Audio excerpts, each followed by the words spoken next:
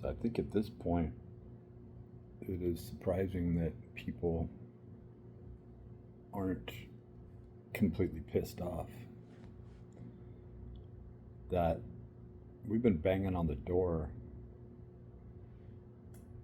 as to find out what the hell is really going on for quite some time. Um,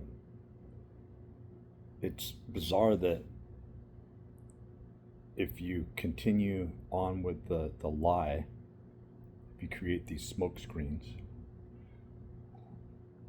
if you put your daily energy into the pursuit of something that is so trivial and it doesn't add up to anything, you're supported and downloaded information. You're assisted. But when you are relinquishing what truth you know that is, unequivocally the truth, right? And the truth is that you could draw out an inverted pentagram right now and get prompted information where to stand, how perfect and accurate the lines need to be, what the angle needs to be of that inverted pentagram, and then trying to find something positive, you'll search for another symbol that's more complete, that makes more aesthetic or geometrical sense, and it will render almost zero results. So you see the people out here who are benefiting the most. You watch it happen. They rapidly age. That's something that's a definite. But they'll keep being given contracts as long as they fulfill a general standard, and that general standard, when you break it down to its base, it's just to create this appearance that everything's okay. And it's even more perplexing that you see that everyone that's involved with this pursuit, everyone that you know, goes through the same process and comes to this plane, whatever it is, in the same seeming way. But none of us really have control.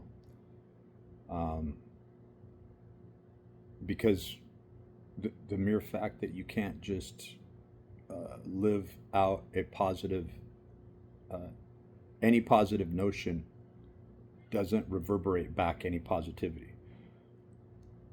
And the same claims are held and stay in stasis, right? Like personally, I don't think Carl Jung knew anything. I think actually he was a propagandist that was proselytizing something that he didn't even understand, but the phenomenon, he was merely looking for the phenomenon and where it spoke back to him. And then that was enough for him. And that when you watch a video and you see Carl Jung saying, oh yeah, I know there's a God, right? Like there's no question, there's no doubt. I think even the complex conversations that somebody like Chris Langan with a 200 IQ, 200 plus IQ, could formulate and come up with a definite for a positive sort of God source, that is his that shows the level of deniability and disparaging that intelligence can bring you. That intelligence isn't a gift. It doesn't get you any further in the game.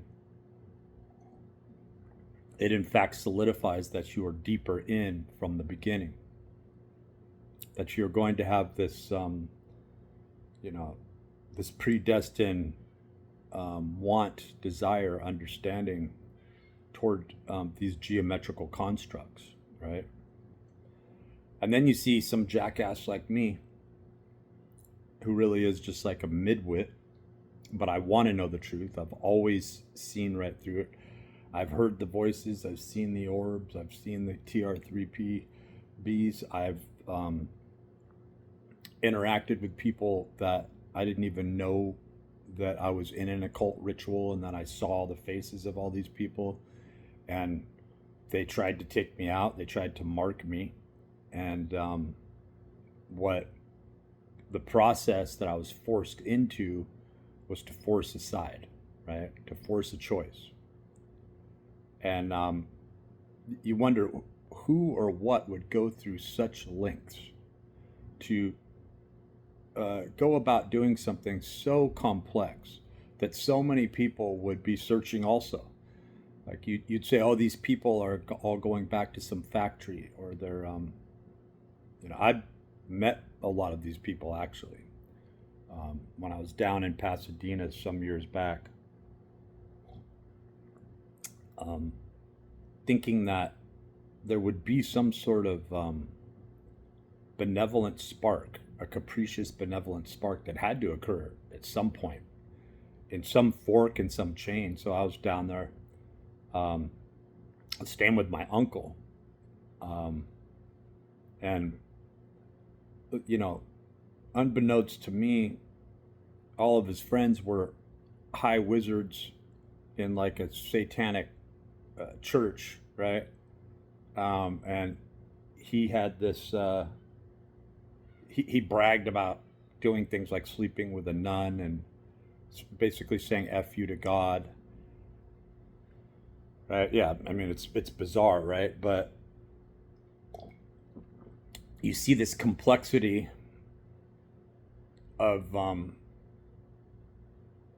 how people think, how they regard themselves, and then all you ever really want is a place to be.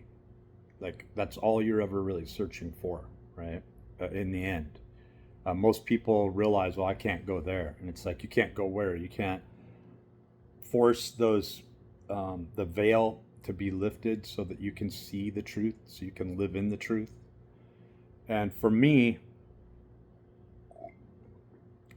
it's harder for me to walk now, but I would go out there and I would walk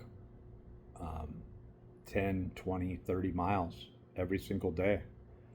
And you start to feel this sort of penance that you're paying this price, and that you're at times you almost feel like you're walking it off, right? Metabolically.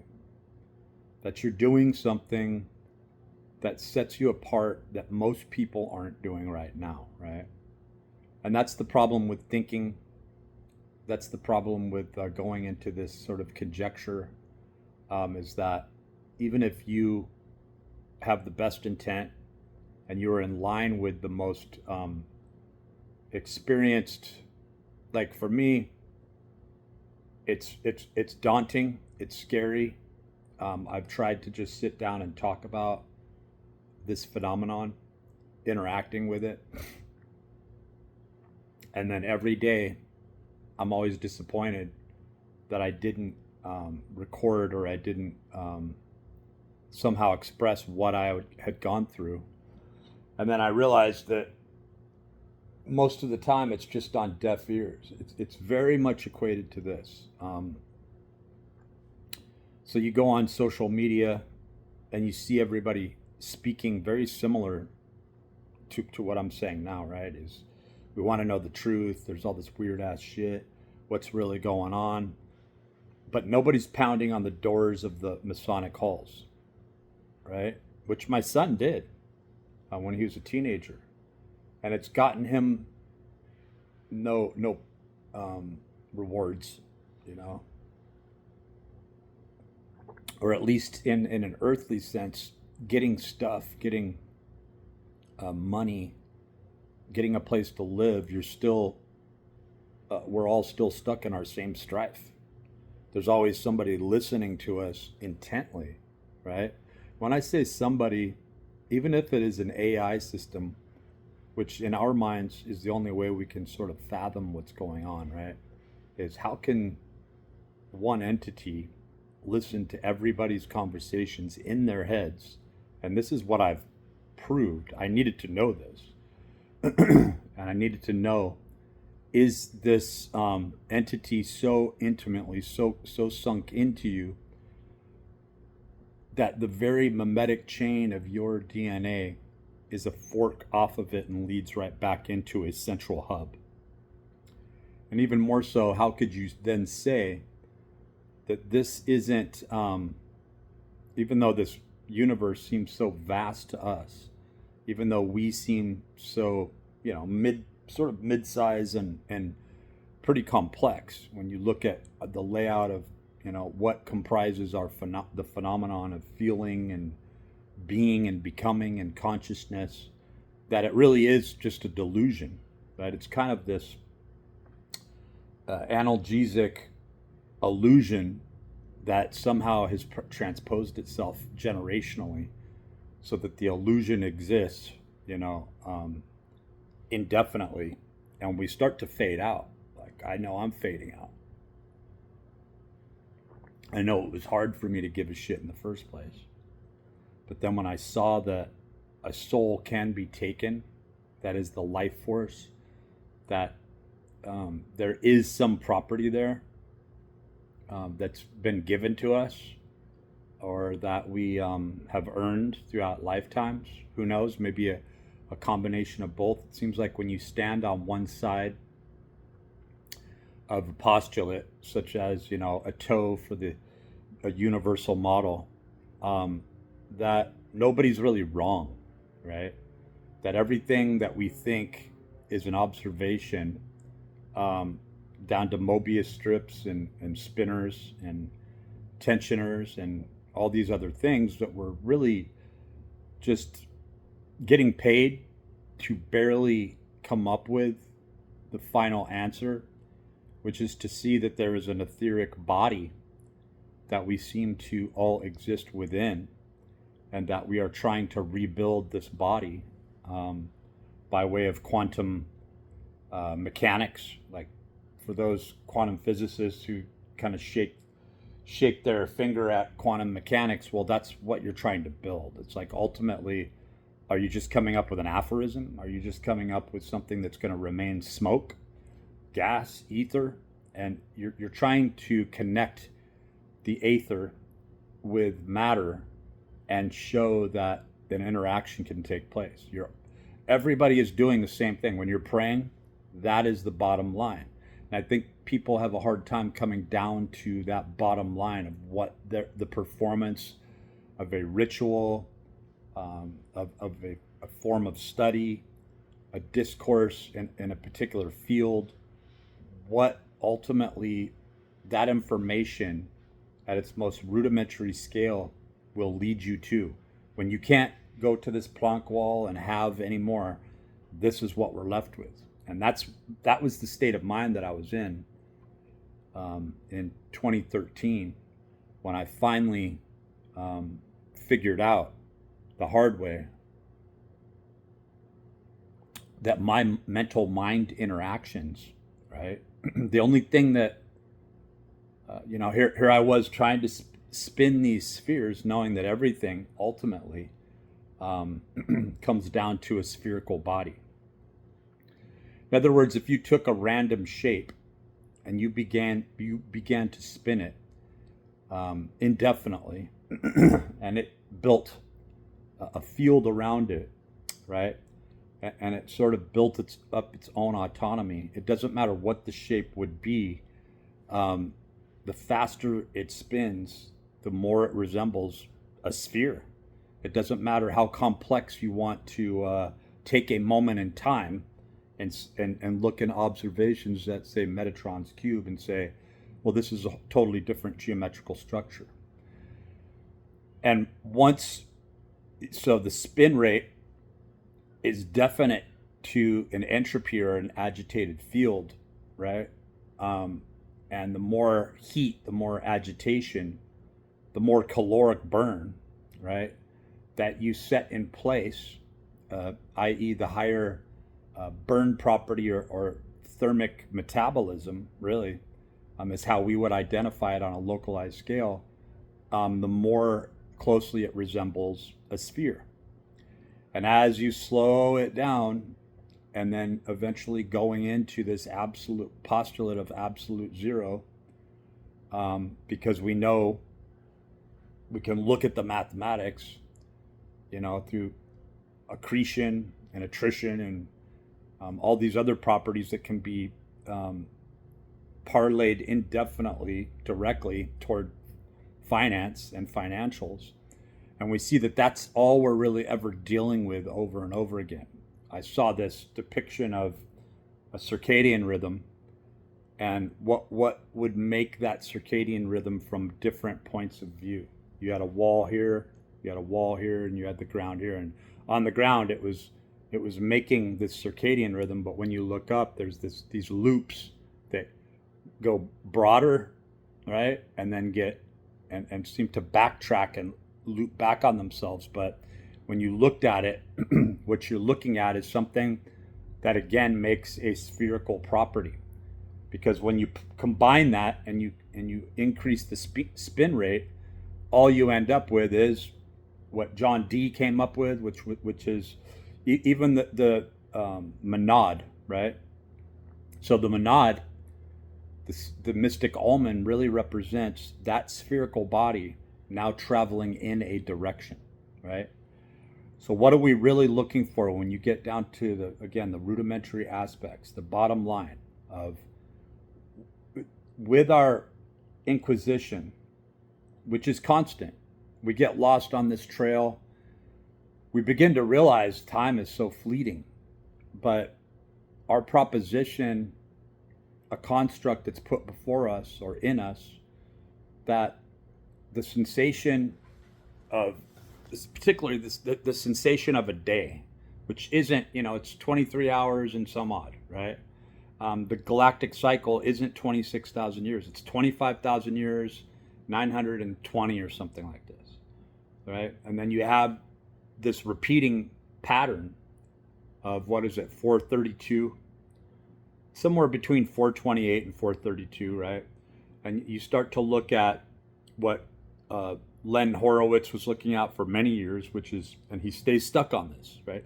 He's blown away by the solfeggio notes, the harmonics, seeing the phi or phi signature, the Fibonacci, right? He's all right with that, so he's proselytizing a certain area and staying within that parameter while he's working, while he's paying his bills, right? And then you see other people who get into these tensor fields and block universe and what have you. I mean, there's so many different,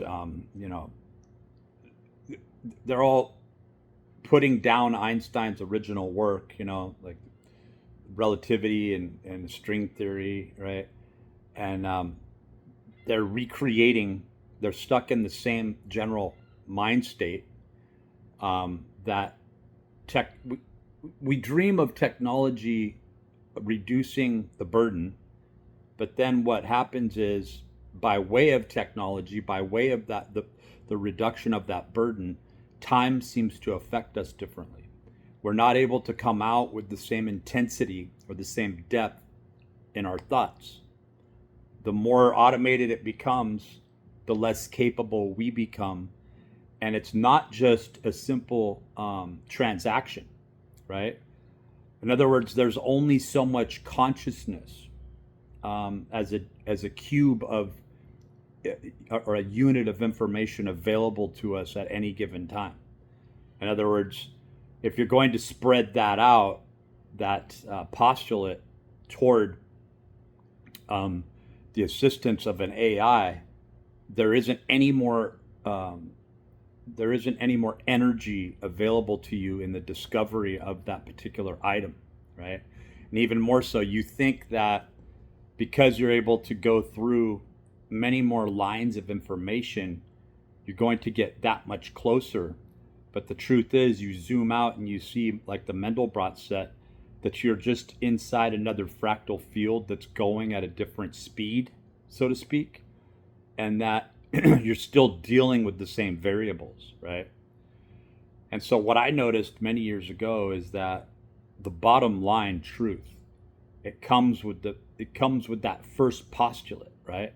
And that it is um, it has to be breaking some universal law, that you stepped in the correct direction, that you made the right choice through intuition, and that it is trying to refute your intuition as an intuit, right? As your qualia generally being displayed as a priori and synthetic a priori, that in action you are being disproved. And so I think that is generally what, these powers of good and evil, between good and evil, and that there's this war. um, I think personally that whatever is messing with us and continuing to mess with us and being able to mess with us, and then when it has waned, um, it invites the first initiate in, and that first initiate with curiosity.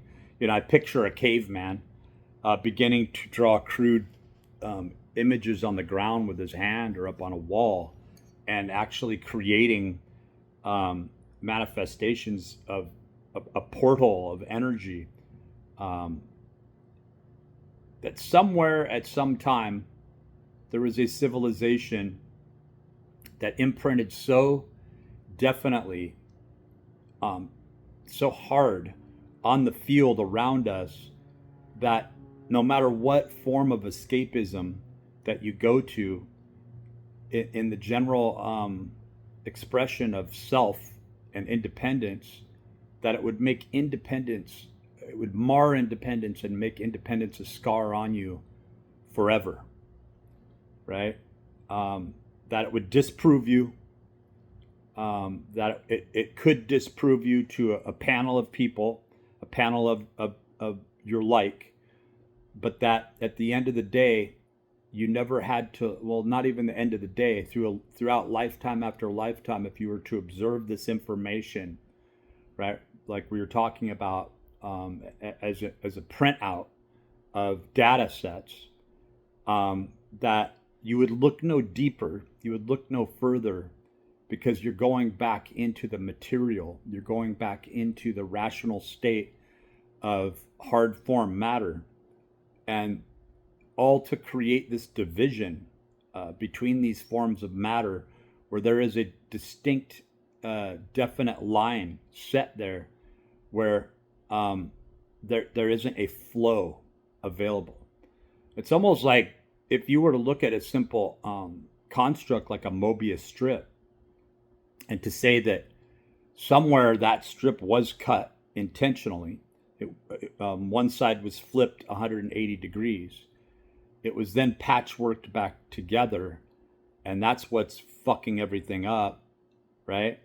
But as long as you contend and you go along with the perishable aspect that you could see at any point in time, or these spinners within this tension, this field of tension, or tensioners, you would then come up with the same outcome, that would just be this flat time loop of reoccurring, that you'd never get anywhere. In other words, you correct that 180 degree, and this could be likened to looking back, right? When you look at like Sodom and Gomorrah and these depictions of turning into salt, right? That like saltatory conduction, right? Or rigor mortis, right?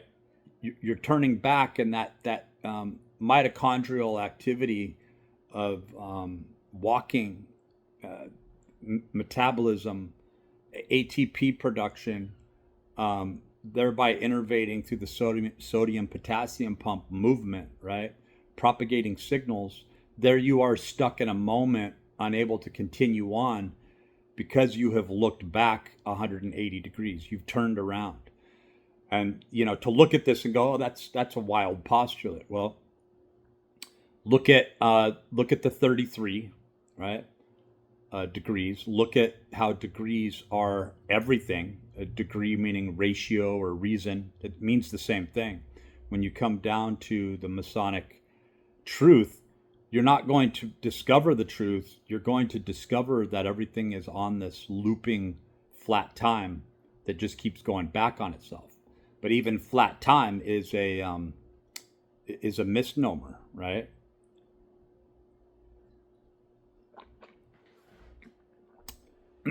And they're more so, you think that expressing and sharing this truth will lead to an inevitable freedom and outcome where positivity and togetherness is the ultimate goal, but it never is. Because what you have is, once you collect these people together, once they would uniformly go into an egalitarian, a pacifist, a democratic union together, there would always be the same probability of deception that exists within those 12 people, right? That you couldn't bring 12 together, which seems to be what we're stuck in. It's that simple. It's that 12 people can't come together and agree on a positive outcome, because when and if they did, eventually in that string of succession, they would become bored. There wouldn't be enough drama. There wouldn't be enough variable. There wouldn't be enough change occurring. And so the deviation would begin through a deception of, I want more. I don't want an even disbursement of power throughout these 12, and even more so through these 12. When in reflection of one another, they have disparaging amounts of energy. One person's given more than the other, and they have to accept that a sort of order, right? And it seems like when we look at the Catholic mechanism, right, it seems like they can get away with bloody hell, right? They live these long lives. They're ushered back into this weird ass dark.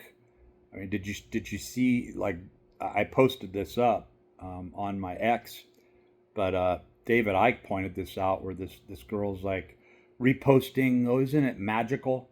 And there's these cardinals in these black pointed hoods, right, with these weird apparatus hanging about through the backside, right? It's like you see something that should be here, but it's hanging back here, carrying smokes everywhere, and it looks like hell. It literally looks like hell. And David Icke is like, sorry, just reacting, but what the F, right?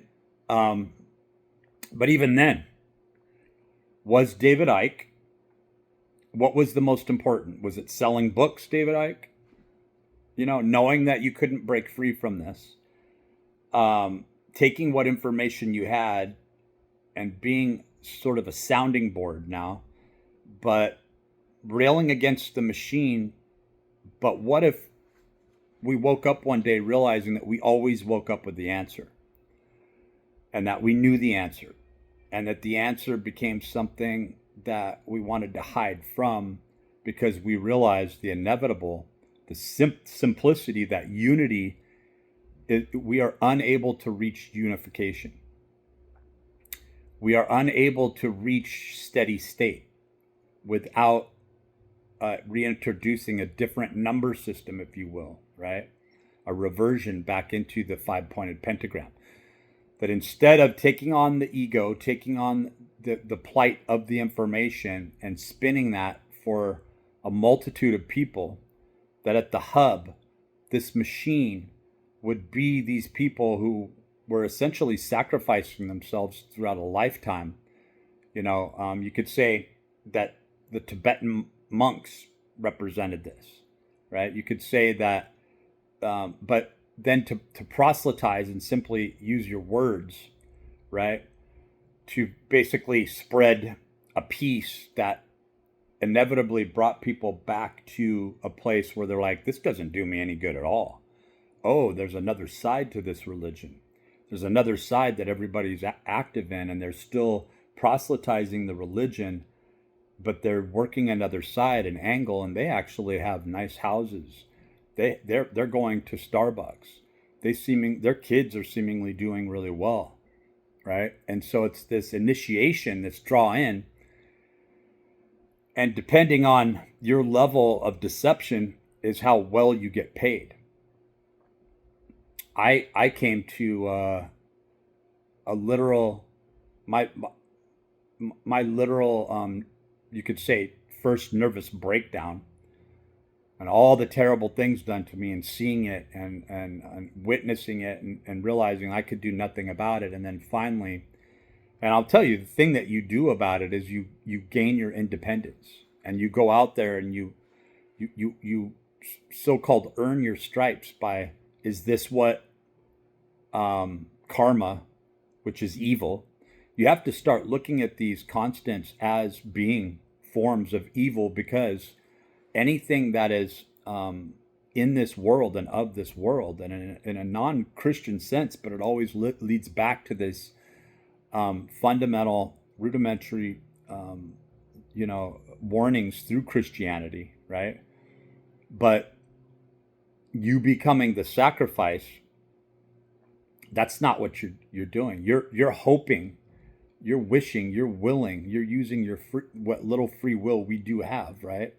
And expounding on that is into its depths. You're using that to go into this positive notional aspect, right? So how active, how involved are the powers of positivity?